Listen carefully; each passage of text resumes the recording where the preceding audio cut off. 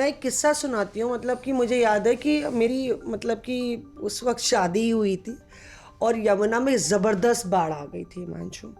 और किस तरह से मतलब कि पॉलिटिक्स किस तरह से इन सिविल इश्यूज़ को लेके होती है, तो हम लोग लगातार कवर कर रहे थे। और मेरे कुछ सहयोगी थे दूसरे चैनल के, बोलते थे पानी में मत उतरिए, पानी में मत उतरिए। हम कहते थे हम उतरेंगे, हम उतरेंगे। 2010 अच्छा हाँ। और उसमें क्या था कि उस्मानपुर का इलाका था और वो सब इलाकों में भी यमुना बेहद गंदी होती थी। और वो टीले थे बीच में, जाके वहाँ बोट से जा रहे हैं और फिर उतर रहे हैं।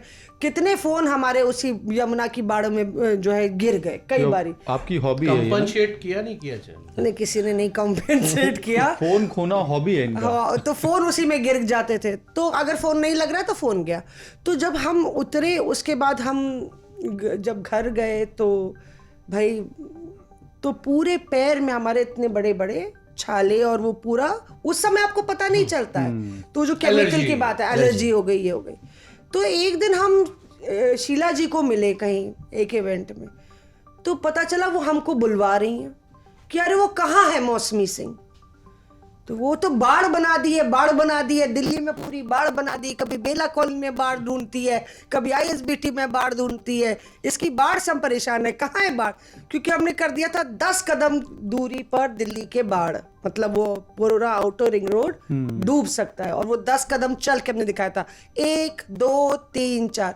तो शीला दीक्षित हमको मिली, बोली अरे मौसमी, तुम्हारी तो हम कवरेज से परेशान है। तुमको हर जगह पानी ही दिखता है, ये नहीं दिखता है कि मतलब 10 दिन से बाढ़ दिखा रही हो। कहाँ आई है, कौन सी मजनू का टीला, ISBT, वो मॉनेस्ट्री। और तो वो मैं ये कह रही हूँ कि जो कभी यमुना में हम लोग जा रहे हैं तो लाइव पे बैठे हुए हैं और पीछे से कोई बोल रहा है अरे भागिए भागिए, हम लाइव दे रहे थे और पीछे से एंकर बोलता है भागिए भागिए।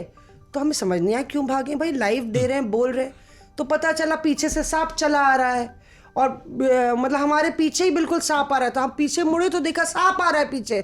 तो हम पूरा माइक लेके पूरा एक्शन हीरोइन की तरह जो है चैनल पे चल रहा है, ब्रेकिंग और सांप। तो इट्स अ वेरी बेसिकली आप सोचिए कि उन लोगों के लिए जो तटों पे रहते हैं उनके लिए फिर ये इशू कितना इम्पोर्टेंट हो जाता है, फिर दिल्ली के लिए इम्पोर्टेंट हो जाता है और फिर दिल्ली से कनेक्ट है, चाहे वो रेलवे हो चाहे यमुना हो।